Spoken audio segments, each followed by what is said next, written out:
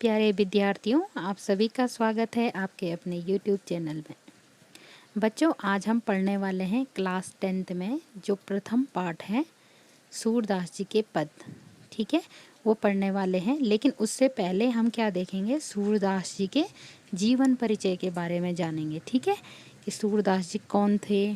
ठीक है, और उन्होंने जो पद लिखे हैं, ठीक है, वो क्या लिखे हैं, कैसे लिखे हैं, किस भाषा में लिखे हैं, वो सब हम जानेंगे। ठीक है, थोड़ा हम सूरदास जी को जान लें। सूरदास जी जो थे वो कृष्ण के परम भक्त थे।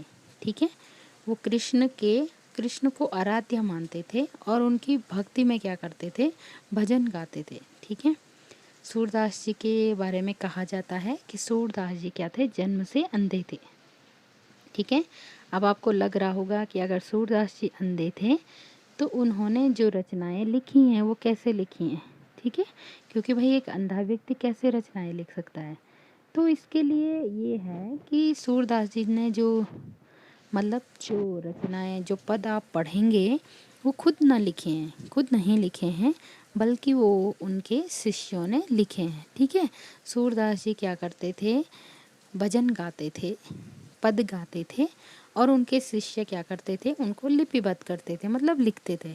ठीक है, अब इस सूरदास जी के बारे में, उनके जीवन परिचय के बारे में जान ले कि सूरदास जी जो हैं हिंदी के भक्ति काल के महान कवि थे।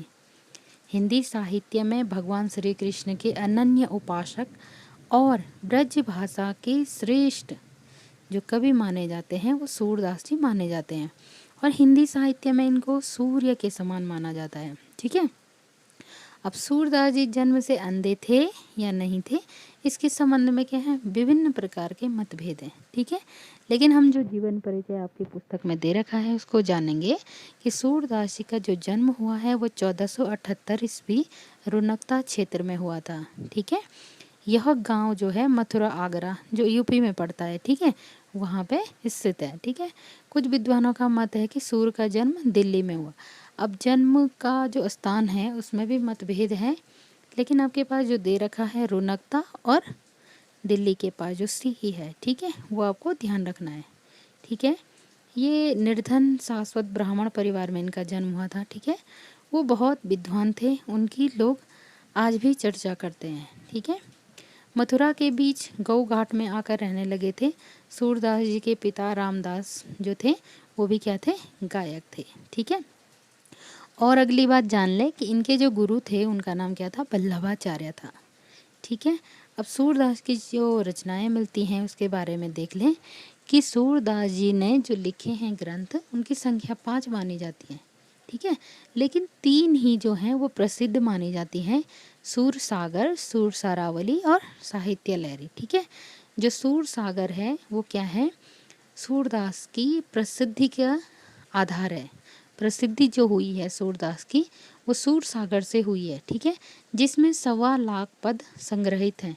ठीक है, किंतु अब 7-8 हजार पद ही मिलते हैं उसमें। ठीक है, सूर सारावली और साहित्य लहरी। ठीक है, और आपको क्या देखना है कि जो सूर सागर है उसका जो मुख्य विषय है वो क्या है, कृष्ण की लीलाओं का गान करना। ठीक है, वैसे तो इन्होंने बहुत सारी रचनाएं लिखी होंगी, बहुत सारे पद लिखे होंगे, लेकिन आपको पता है कि जो इनकी प्रसिद्धि का आधार है वो सूर सागर है और जिसमें क्या दे रखा है, भ्रमर गीत। ठीक है, और भ्रमर गीत ही क्या है, हिंदी साहित्य में प्रसिद्ध है। ठीक है, भ्रमर गीत परंपरा चलाने वाले सूरदास जी हैं। ठीक है, तो हम देखेंगे कि सूर सागर, आपको ध्यान रखनी है कि 3 रचनाएं मुख्य रूप से ध्यान रखनी है कि सूर सागर, सूर सारावली और साहित्य लहरी। ठीक है, और इसके आगे की जो पद हैं वो हम अगली कक्षा में पढ़ेंगे। धन्यवाद।